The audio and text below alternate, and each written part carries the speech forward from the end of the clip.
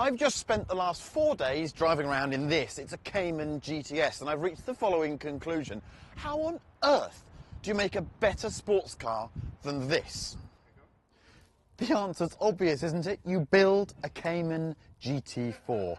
This must be the most eagerly anticipated car of 2015.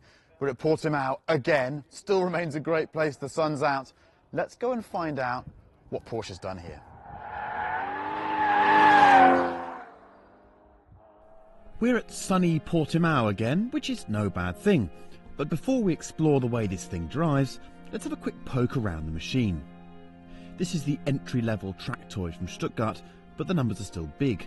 385 horsepower from a Carrera S motor, 309 foot-pounds, and a wet weight of 1,340 kilograms. We'll have a closer look at the all-new suspension after the track part of the video. The 6-speed manual is carried over from the GTS, as are the ratios, with some detail mods to make it feel more direct. The wheels are all new 20-inch items with the same Michelin Cup 2 front tyre as the GT3 and an all-new 295 rear for this car. The cabin is tweaked Cayman with some Alcantara bits, the odd badge, and the option of the stunning carbon buckets from the new GT3 RS. That thing in the middle of the seats is a gear lever. And I'm told that the pedal on the far left operates something called a clutch. I cannot wait to explore this new gear shifting technology. There's also a fantastic performance measuring and video app available with the optional Sport Chrono Pack. It does lap times and steering angles and splits and lots of other fun things. Enough chat already. I'd like to drive it now, please. Okay people, we've waited a long time for this. I think since I first drove Porsche's little mid-engined Boxster with a roof called the Cayman in 05. We've wondered what it would be like if the GT department got their hands on one, and here it is. The Cayman GT4. It is effectively a Cayman with a 911S engine in the back, 385 horsepower, 1,340 kilograms, 22% locking wheel on the drive, GT3 suspension. This one's got carbon ceramics. 65,000 of your British pounds. And yes, guys, it's pretty special. I have to say, it is pretty special. I've been howling around Portimao for a change, and I can report that the news is good. The news is very good. This thing is a riot. From the front, okay. Loads of front-end grip and lots of communication. Steering wheel's not wriggling around like an old-school Porsche, but then what do you expect? These days things don't do that. But the chassis has a lovely balance, I have to say. What I would admit is that we had to make a few little changes to the setup. We've gone soft on the three-way adjustable anti-roll bar at the front, and we've gone hard at the rear. We needed to put a bit more grip in the front and take some away from the rear. Now I'm really happy with the balance. It just feels mega, and this thing sings along. And look at this thing I've got here. Look at this lever. Watch this now. Braking. I'm going to go manually. Fourth. Flip the throttle myself. Third. Oh, I love it. I just love it. There is no beating 3 pedals and a stick.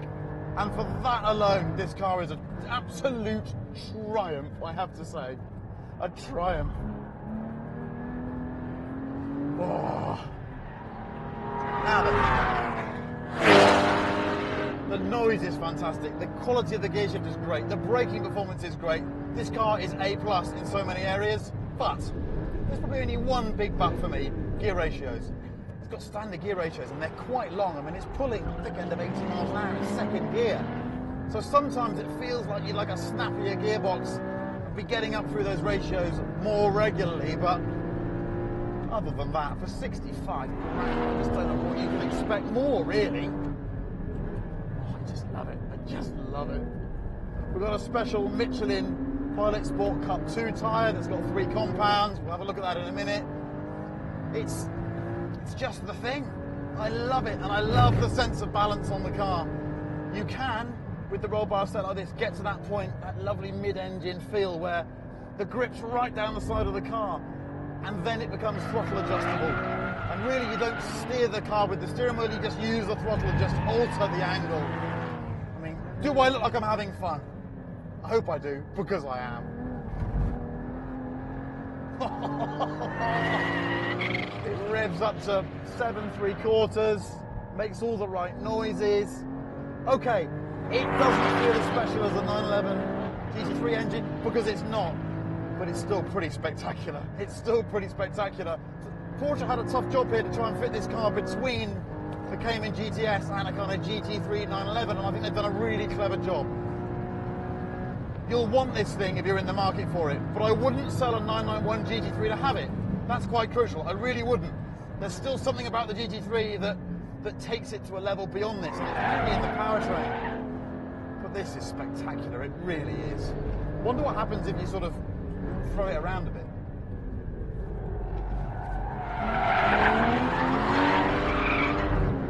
Yes, good things happen. Good things happen.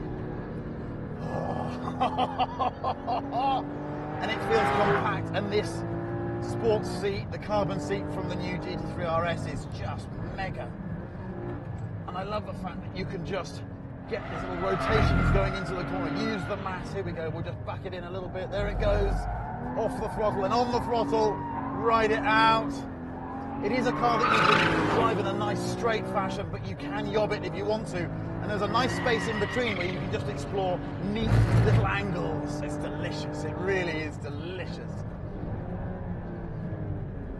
Obviously I quite like doing that more, but that's because I'm a bit childish. I ever mentioned that I quite like Portimao circuit? Oh, yes, yes, yes, yes, yes, yes.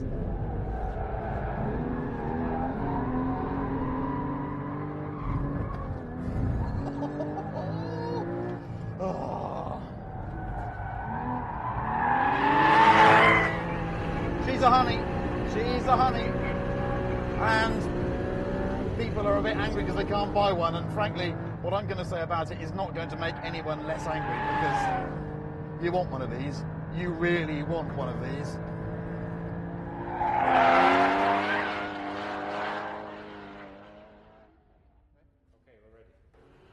There's only one way to have a look at how this differs from a series Cayman, and that's to get it on the ramp, get the wheels off it. I'm here with boss man Andreas Preuninger, who is the man that defines what these cars are all about. He's had a long day watching me try and ruin his tyres. Sorry about that. Let's have a look here, because we've got basically GT3 front suspension.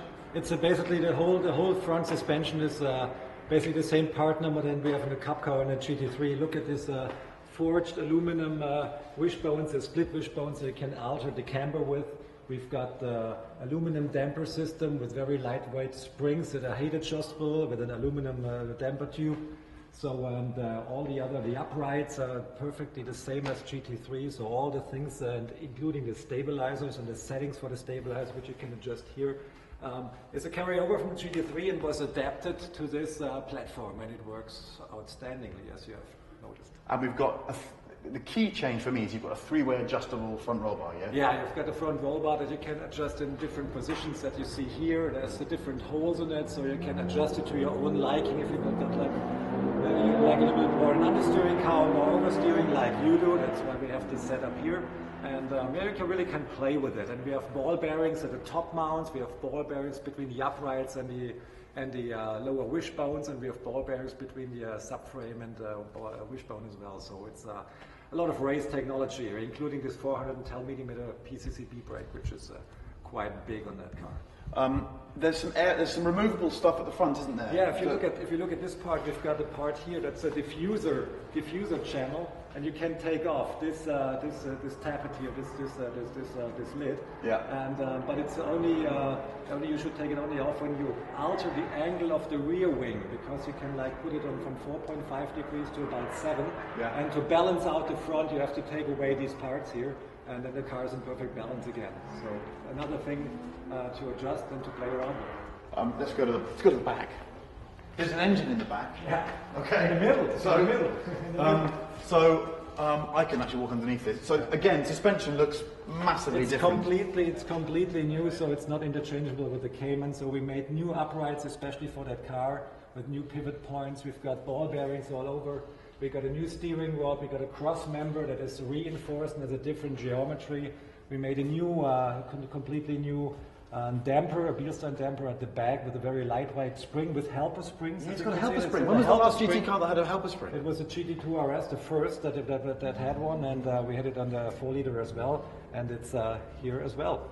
And it's a 390mm PCCB, new uprights, new wishbones as well, split wishbones, forged aluminum that we can alter the camber with, and top mount bearing, ball bearing, so all works.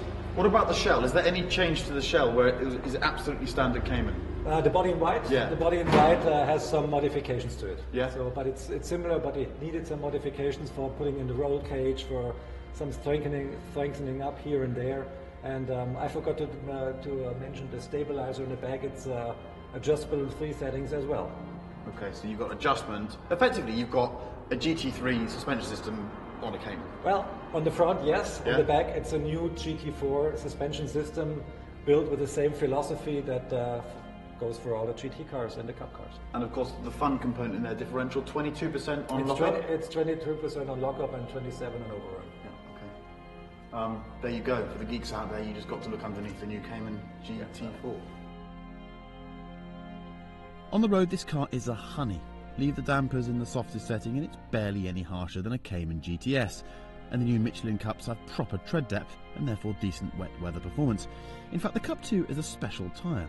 It uses 3 compounds, a harder inner, a much softer carbon black compound taken from its race tyres on the main outer contact patch, and a strip of wear-resistant compound for the shoulder to reduce extreme wear on the track. Could Porsche have done more with this car? Of course. But then it would have ended up too close to the GT3, and that would have made no sense. The GT4 is a very special machine, capable of pounding the miles on a circuit, fully interactive with its manual gearshift and playful chassis, and it's a bargain too. But I also think it serves to remind us just how special the 911 GT3 really is, especially its engine.